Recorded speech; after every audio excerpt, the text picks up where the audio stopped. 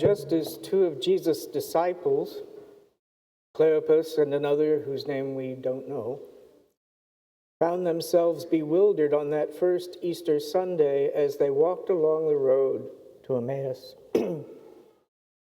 So sometimes we may find ourselves bewildered as we continue our journey of faith and life.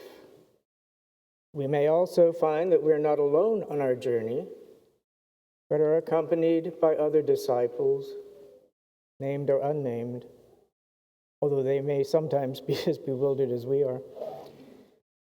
We don't know why these two disciples decided to go to Emmaus, about 7 miles from Jerusalem.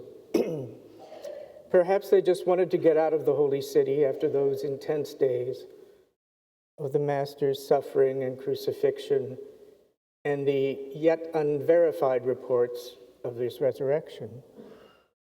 For whatever reason, they headed away from the holy city, the place of suffering, but also from the place of the Lord's rumored triumph. Still, they couldn't help but recall those overwhelming and baffling events. On their way there, a stranger joined them. While we know that the stranger is the newly risen Christ, transformed beyond recognition, they didn't know this. Perhaps they'd lost faith and were therefore spiritually blind. St. Luke tells us that they were prevented from recognizing him. Not expecting to see him again alive, they didn't recognize him when he joined them on their way. Jesus engaged them very gently in a dialogue about the meaning of what they had experienced. His experience, pointing out to them that he had tried without success to tell them so many times that contrary to common expectations, the Messiah had to suffer and enter into his glory. As Isaiah had foretold in his 4 songs of the suffering servant in the second part of that mammoth book of the prophet Isaiah. Now, in these passages, who knows what Isaiah was thinking, but he's writing about a servant of God himself, perhaps Israel personified, perhaps unknowingly about the future coming of Jesus.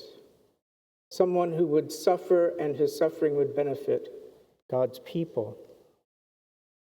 These are beautiful poems. We read them during Holy Week. But no one had associated this suffering servant of God with the glorious Messiah like David, a king and military commander, glorious in every way.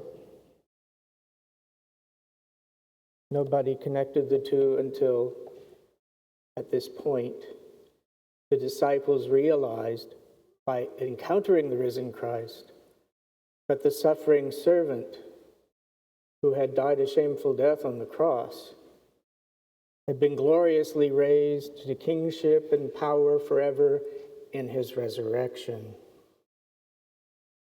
As he unfolded the scriptures to them, they felt their hearts burn within them. They didn't quite recognize him yet, but they did respond at a deep level to this revelation of suffering servant and Messiah. They thought he was going to go on. They were tired and were going to stay the night in Emmaus, probably in an inn. And they asked him to stay with them and join them for supper. He agreed to share table fellowship with them, which is always a significant event in the Middle East. And when he did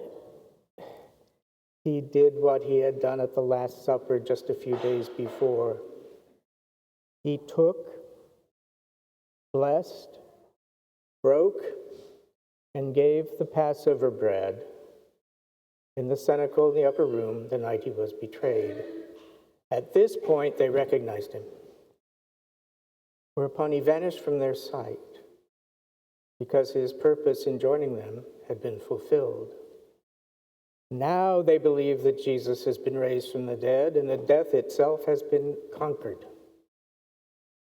So they returned to Jerusalem, tired as they were. They turned around and went back and bore witness to their faith in the risen Lord, joining their names to Simon's on the growing list of witnesses to Christ's resurrection.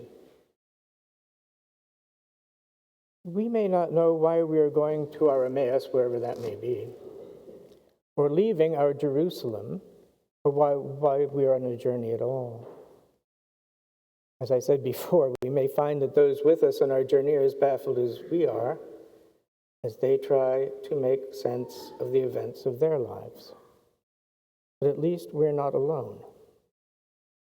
Not only are we accompanied by other disciples, but also, if we're open to his presence, we will find that the stranger, Christ in disguise, has joined us on our journey, making sense of our experiences, unfolding the connections between those experiences and the revealed truths of the Scriptures, and opening our eyes to Christ's presence to us in the breaking of bread.